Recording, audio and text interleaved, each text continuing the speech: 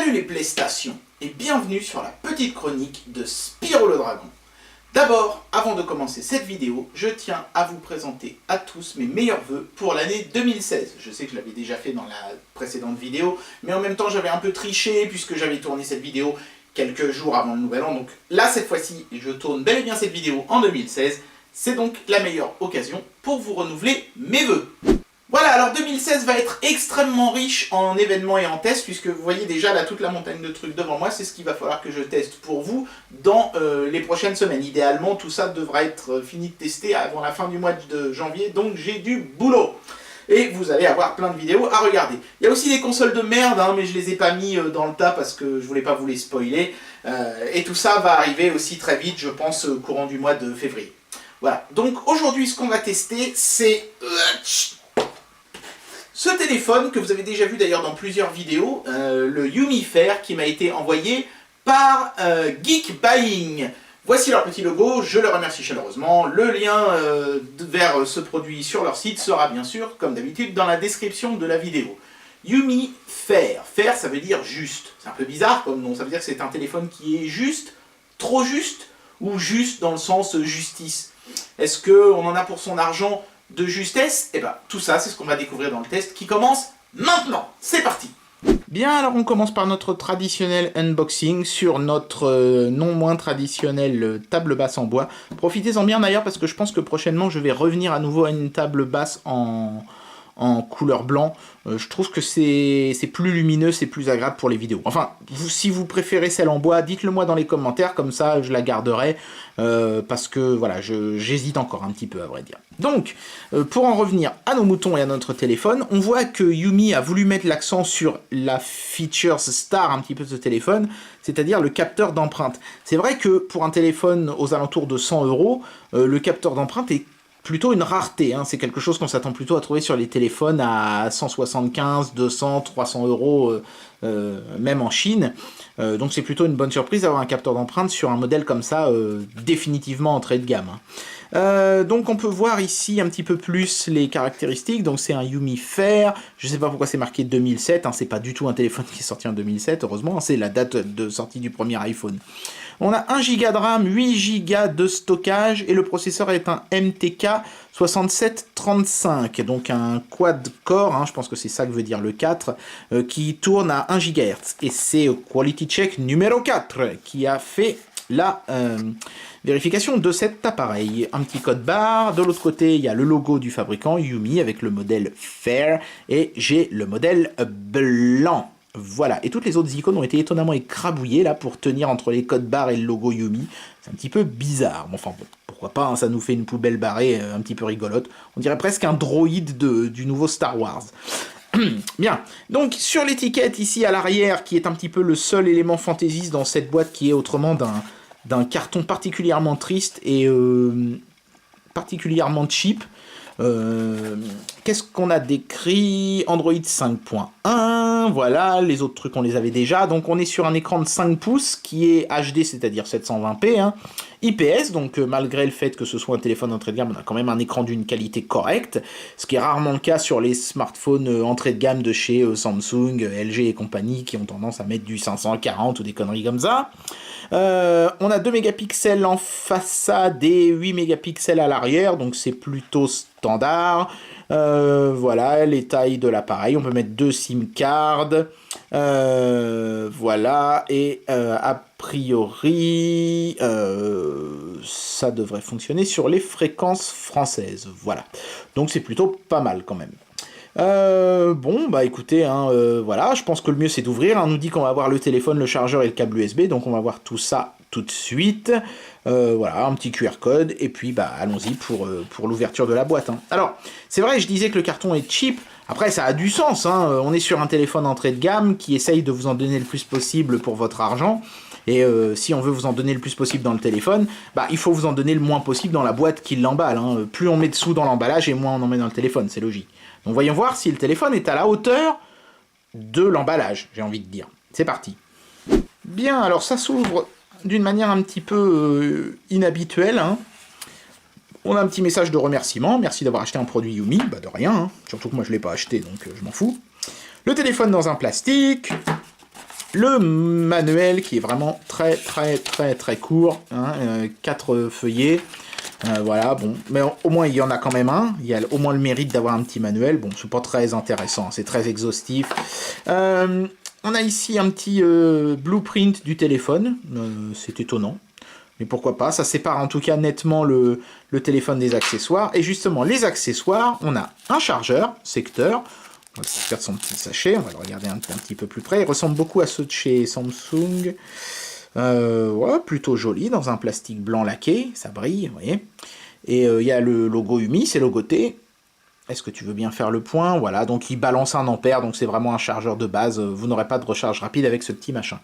Il est léger, mais bon, en même temps, pour un truc qui crache 1 ampère, c'est pas tellement surprenant. Les finitions ont l'air bonnes. Et on a un câble micro USB, je sais pas s'il est logoté, lui, en revanche. Non, il y a le petit symbole USB, voilà, mais il n'y a pas de logo UMI nulle part. Par contre, il a un design un peu inhabituel et la qualité a l'air bonne. Voilà, et les spécifications du téléphone sont à l'intérieur, ce qui est complètement absurde, évidemment, puisque, a priori, si vous voyez ça, c'est que vous l'avez déjà acheté. Enfin bon, pourquoi pas, hein. Voilà, donc je vous les mets, voilà, vous ferez pause si vous voulez les lire en détail, et on va passer tout de suite au téléphone. C'est parti. Voilà, alors le téléphone en lui-même est dans ce petit sachet, petit préservatif on va dire, et se présente comme un téléphone au design franchement plutôt classique. Alors vous avez donc le modèle blanc devant vous, voilà, je m'en suis quand même déjà pas mal servi, donc vous pouvez voir qu'il y a mes traces de doigts plein, hein, l'écran, youpi, c'est une dalle en verre, hein, pour ceux que ça intéresse. Il n'y a pas de bouton tactile, hein, c'est les boutons qui s'affichent sur l'écran. Ici, là-haut, on peut voir donc le haut-parleur, le capteur de luminosité et de proximité et le fameux appareil photo de 2 mégapixels. À l'arrière, on peut voir le capteur de 8 mégapixels qui est étonnamment un double LED flash. Bon, pourquoi pas. Il faudra voir ce que donne le flash quand on fera quelques photos.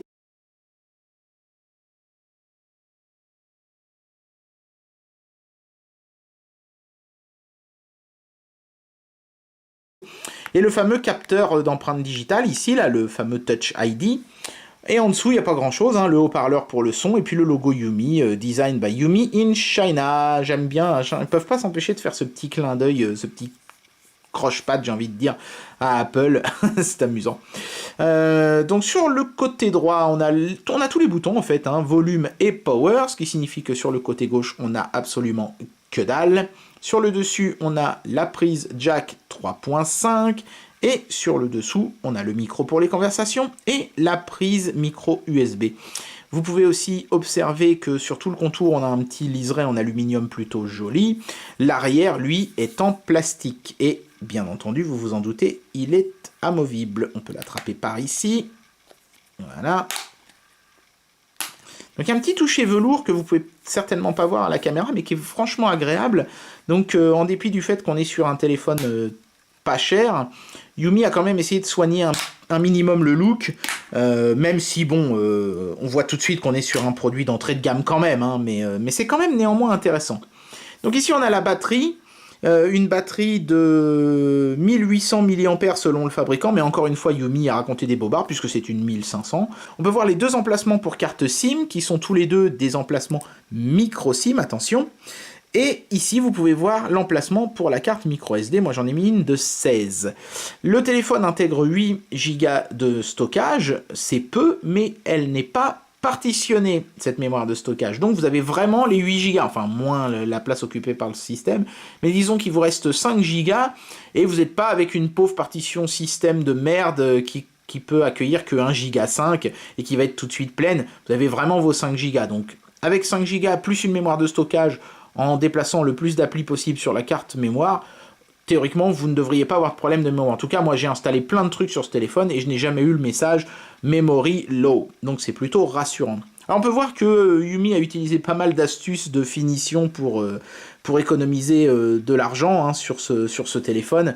Notamment la grille du haut-parleur, c'est une espèce de truc collé. Bon, les antennes sont collées, mais ça c'est plutôt fréquent sur les smartphones chinois. Même chose, hein, les petits déflecteurs de lumière pour diriger la lumière du flash vers l'extérieur, bah, c'est un petit carré de papier d'alu. Voilà, donc, mais pourquoi pas, ça fait le taf. Et je veux dire, vous n'allez pas vous amuser à tripatouiller ces machins-là à longueur de journée, vu que c'est caché derrière la protection. Et il y a vraiment une petite fenêtre en plastique qui protège les LED flash. Donc j'ai envie de dire, aucun problème à ce niveau-là. Voilà. Donc on est sur un téléphone qui a des finitions honnêtes. Et d'ailleurs, fair, en anglais, ça veut aussi dire honnête. Donc je pense que c'est un petit peu ce qu'avait envie de refléter comme image Yumi.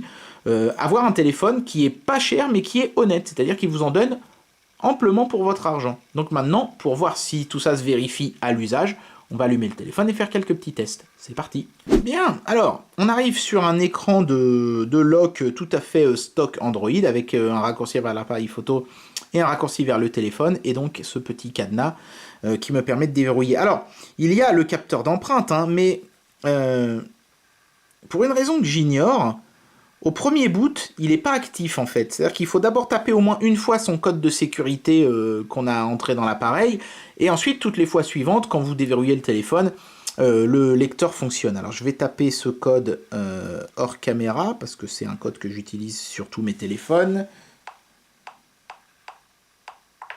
Voilà. Et une fois que l'appareil est déverrouillé, vous arrivez sur un écran, encore une fois, plutôt standard, qui vous affiche la barre Google, le widget d'heure, mais alors j'ai pas choisi le meilleur fond pour que vous le voyez bien, mais c'est pas la faute de l'écran, c'est moi qui ai mis un fond un peu trop clair. Voilà. Et vous avez un skin hein, quand même, hein, les icônes ont été légèrement skinnées hein, pour avoir un thème légèrement bleuté. Donc vous avez l'appareil photo, le Play Store, la musique, les paramètres, etc. Donc vous voyez que ce ne sont pas les icônes stock d'Android, mais ça reste discret et fait avec goût. J'ai envie de dire que c'est pas un thème criard ou mal fichu ou ultra moche. La seule chose dont je suis pas forcément super fan, c'est ce logo Umi là qui permet d'accéder au tiroir d'application. J'aurais préféré cette fois-là justement qu'on garde une icône plus neutre. Mais enfin bon, voilà, ça fait le taf et on arrive sur le drawer d'application sans souci. Donc à ce niveau-là, aucun problème. Alors, sachez que le téléphone est livré routé. Dès le départ, hein. En tout cas moi celui que j'ai reçu était routé dès le départ, donc ça c'est plutôt bien. Autre chose qui est fait par le fabricant en usine, c'est la pose d'un film écran, puisque vous aviez vu qu'il n'y en avait pas dans la boîte, hein, je vous en ai pas montré, il n'y en avait pas, mais il y en a un qui est préinstallé, ça se voit, j'imagine, si vous regardez attentivement le contour, notamment de l'appareil photo, là vous pouvez voir les bords du film écran, il est très très proprement posé, on garde une parfaite fluidité sur le launcher, donc déjà, le quad-core de chez Mediatek fait bien son taf à ce niveau-là. Voilà, donc maintenant on va lancer des tests un petit peu plus poussés pour voir ce que ce téléphone a dans le bide. C'est parti. Voilà, et on commence avec notre habituel Geekbench 3 qui me renvoie les scores que je m'attendais à trouver sur ce processeur Mediatek entrée de gamme. Néanmoins 64 bits, hein, je vous le rappelle. Donc 450 en single core et 1200 à peu près, un peu moins, en multicore. Donc c'est pas extraordinaire, mais pour du smartphone entrée de gamme, c'est franchement pas mal du tout. Voilà, donc on peut voir que la mémoire, on a 928 MB, hein, ça correspond au giga de RAM qui était annoncé, et le processeur qui tourne à 1 GHz tourne en fait à 988, bon j'imagine que la vitesse n'est pas constante, donc ça va, il n'y a pas d'arnaque, c'est bel et bien ce qu'on était en droit d'attendre. Voilà pour le benchmark. Concernant la boussole, là en revanche c'est un peu la douche froide puisqu'il n'y a pas de capteur magnétique. Compass Not Supported me dit l'application boussole. Donc dommage, ça aurait été agréable d'avoir une boussole. En même temps, c'est quelque chose qu'on n'a pas systématiquement sur un entrée de gamme, donc je suis pas plus surpris que ça. Bien, alors concernant le GPS, je suis un peu dubitatif parce que je vois qu'il y a 11 satellites, donc ça veut dire que la puce GPS fonctionne et qu'elle est en train de faire un certain travail. Mais ça fait un moment que j'attends, ça fait bien 5 minutes, et je n'ai toujours pas de fixe. Donc c'est un petit peu préoccupant. J'ai même remis le Wi-Fi, hein, puisqu'habituellement je fais les tests en mode avion. J'ai remis le Wi-Fi pour m'assurer que ça fonctionnait bien la puce GPS. Mais voilà, ça fait un moment que j'attends. Et je suis même repassé un moment à 0 GPS et je ne capte rien. Alors c'est certainement parce que je suis dans un bâtiment. En extérieur, je ne vais pas m'amuser à tester, je pense que ça marche mieux. Mais de toute évidence, la puissance de la puce GPS est très limite. Et je pense que c'est vraiment... faudra plus prévoir d'utiliser le GPS comme dépannage que comme une solution durable au quotidien. Hein, puisque là, de toute évidence, obtenir un fixe dès qu'on est dans un bâtiment, bah, c'est pas possible. Ok, donc maintenant pour juger de la qualité de l'écran de ce téléphone, bien sûr je lance une bande dessinée avec Perfect Viewer et on peut constater que le texte est lisible, vous voyez, mais il faut quand même se rapprocher pas mal du téléphone pour pouvoir le lire. Mais on est quand même sur une dalle 720p, donc qui a une très bonne densité sur du 5 pouces. Donc ça franchement c'est très plaisant. Et c'est quelque chose qui n'est pas forcément systématique sur un téléphone bas de gamme. Donc là, j'ai envie de dire merci Yumi d'avoir mis une bonne dalle avec des bonnes couleurs. En plus, un bon rendu des couleurs et un bon contraste sur un téléphone qui est franchement pas cher. La lecture d'un film fait une fois de plus honneur à cet écran qui a, ma foi, vraiment des couleurs nickel, une bonne fluidité et encore une fois un taux de contraste très sympa pour un téléphone de ce prix-là. L'expérience de visualisation est plutôt plaisante. Le haut-parleur, lui, il est pas très puissant.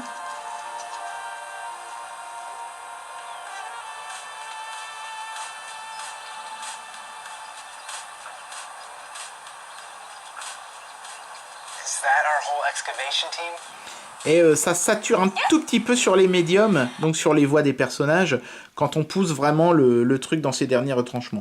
Donc, regarder un film, ça marche bien, mais je vous recommande quand même de le faire en utilisant un casque. Alors évidemment, hein, en dépit du fait qu'on soit sur un petit processeur, les petits jeux comme Doodle Jump ici fonctionnent très bien, et l'accéléromètre est tout à fait suffisamment précis pour pouvoir profiter de ces jeux avec un bon confort. Voilà, donc ici sur un jeu nettement plus balèze, The Cave en l'occurrence, je vais baisser un peu le son. On peut constater que si le jeu n'utilise pas le mode immersif, évidemment on a les icônes sur le côté qui rabiotent un petit peu la taille de l'écran. Donc ça c'est à prendre en considération hein, quand on achète un téléphone qui n'a pas de touches sensitives, mais qui utilise des touches virtuelles sur l'écran. Hein, donc nous ce qui nous intéresse c'est de voir comment le jeu tourne. Est-ce que c'est fluide? Bon, et la réponse est pas des masses, hein. Comme vous pouvez le constater, évidemment, ça rame pas mal. Le framerate est assez bas. Là, je pense qu'on doit être à quelque chose comme 15 frames secondes grand max. Hein, c'est particulièrement visible si vous regardez les éléments au premier plan, comme ici ce rocher là. On voit bien qu'ils ne se déplacent pas de manière fluide et qu'il y a des saccades. Ou même les personnages hein, devant lesquels je passe, on voit bien qu'ils ne sont pas animés avec une très grande fluidité. Bon, néanmoins, c'est jouable. Hein. Je peux quand même jouer à ce petit jeu sans trop de difficultés. Mais voilà, c'est pas un smartphone gamer, clairement. Voilà, donc même si on vient de déterminer que ce smartphone n'est clairement pas un smartphone gamer, je vais quand même tester par acquis de conscience l'émulateur PPSSPP comme on le fait à chaque fois. Mais avant, je voudrais quand même vous montrer la fonction soi-disant vedette de ce téléphone, c'est-à-dire le Touch ID qui se situe à l'arrière. Donc je n'ai enregistré que mon index droit pour vous faire la démo. Donc si je mets un autre doigt, théoriquement, ça ne doit pas marcher. Voilà, donc ça met, voilà, erreur 1 sur 5, vous avez encore 4 essais. Et si je mets l'autre doigt, tac, ça déverrouille. Ça met une bonne seconde à le faire, mais c'est pas la faute du capteur, à mon avis, si ça met si un petit délai, un petit lag comme ça. C'est plutôt dû au fait que le capteur, je sais pas si ça se voit bien, mais il est renfoncé de presque 1 mm dans la coque. Le rebord ici, le contour est particulièrement prononcé. Donc il faut placer son doigt et exercer une pression suffisante pour que j'ai envie de dire le gras du doigt, n'est-ce pas, vienne suffisamment s'aplatir sur le capteur pour qu'il puisse lire les sillons de votre empreinte. Donc c'est ce petit temps de pression qui nécessite un petit délai avant que ça se déverrouille. Ça fonctionne bien, hein, en général je réussis du premier ou au pire du deuxième coup à déverrouiller. Tac, vous voyez, ça marchait du premier coup encore. Mais il y a ce petit délai qui est à prendre en considération, donc ça peut peut-être devenir un peu casse-pied au quotidien. À mon avis, ça va, c'est gérable. Mais voilà, je pense que ça méritait néanmoins d'être évoqué, puisque c'est la fonction qui est mise en avant, y compris sur l'emballage du produit. Je pense qu'il fallait quand même que je vous montre comment fonctionne le Touch ID. Voilà, c'est fait. Maintenant, PPSSPP. Voilà, donc comme il fallait s'y attendre, les performances sur Tomb Raider Anniversary sont désastreuses sur la PSP. En plus, là, j'ai mis les graphismes à fond, j'ai été un peu vache. Mais c'est vraiment pour vous montrer que, bon bah voilà, quoi, on est sur une petite config. En plus, on a un écran qui est quand même en 720p. Donc, haute résolution plus petite config égale forcément très très très mauvais framerate. Bon, c'est même pas la peine de jouer, je pense qu'on a tout de suite compris que voilà quoi, ça va pas être jouable. Allez, je vais quand même essayer de bouger le personnage un tout petit peu. Ouais, d'accord. Bon, là, je suis même pas sûr qu'on soit à 3 frames secondes. Voilà, là, ouais, c'est pas jouable du tout. Hein. C'est même pas la peine de penser, ne serait-ce que commencer une partie de PPSSPP sur un téléphone comme ça. Bon, c'est normal, hein, c'est un petit téléphone, c'est une petite config. Ils ont voulu malgré tout avoir un bel écran, donc bah, ça se paye au niveau des perfs. Et c'est particulièrement visible sur les émulateurs qui sont très très gourmands en performance. Bien, voilà, il est donc temps de donner mon avis sur ce produit et une note sur 5. Alors, le Yumi Fair est un téléphone honnête. Et c'est bien parce que c'est son nom. Le Yumi Fair, le Yumi honnête. Donc, c'est un petit smartphone, mais avec un bel écran, en définition franchement plus que correcte, qui pourrait presque le faire passer pour un milieu de gamme, et pas vraiment de gros défauts à lui reprocher, et même la présence d'un Touch ID qui fonctionne raisonnablement bien. Les deux gros points faibles pour moi de cet appareil, ce sont bien sûr les perfs qui sont pas au rendez-vous, fallait s'y attendre, hein. Mettre un bel écran c'est bien, mais si on met pas le processeur qui va avec, forcément, dès qu'on lance des jeux un peu demandeurs, bah ça rame. Bon, après, voilà, c'est un choix délibéré hein, du fabricant, il veut un écran lisible, au dépit des performances, bon voilà, c'est un choix assumé, je pense, de la part de Yumi. Mais ce qui m'enquiquine vraiment moi sur ce téléphone, et ce qui fait que je vais pas lui mettre une super bonne note non plus, c'est le fait que la puce GPS soit aussi peu réactive, en particulier quand on n'a pas de réseau. C'est vraiment très lent à faire un fixe. Dès que c'est un peu court, dès que c'est un peu nuageux, dès que vous êtes sous un feuillage d'arbre ou dans un bâtiment, ça met parfois jusqu'à un quart d'heure à vous positionner, c'est juste pas exploitable. Quand vous êtes en extérieur par beau temps, ça va mettre 2-3 minutes, ce qui est déjà long. Enfin, on peut s'en servir quand même comme ça, j'imagine. Mais dans des bâtiments ou dans des conditions non optimales, le GPS est juste pas suffisamment bon sur ce téléphone pour pouvoir être exploité d'une manière ou d'une autre. Voilà, donc pour ces deux raisons-là, je vais mettre à ce téléphone la note de 3 sur 5. Voilà, donc une note honnête pour un téléphone honnête. Allez, on conclut la vidéo maintenant. Et bien voilà, c'était le test du Yumi Fair envoyé par Geekbuying. Et franchement, je dois dire que j'ai été très agréablement surpris par ce téléphone, qui est, comme son nom l'indique, juste. C'est un téléphone clairement entrée de gamme. Mais malgré ça, il y a tout ce qu'il faut, là où il faut, comme sur une jolie fille. Donc franchement, c'est un produit qui m'a beaucoup plu. C'est le produit qui va clairement devenir mon deuxième téléphone pour quand j'ai pas envie de risquer d'esquinter mon Galaxy S6 Edge qui coûte une putain de blinde. Celui-ci ne coûte que 100 € et franchement, pour ce prix-là, on en a largement pour son argent. Voilà, j'espère que cette vidéo, cette première vidéo de 2016 vous aura plu. Et moi, je vous dis à très bientôt pour une prochaine vidéo. Allez, tchuss!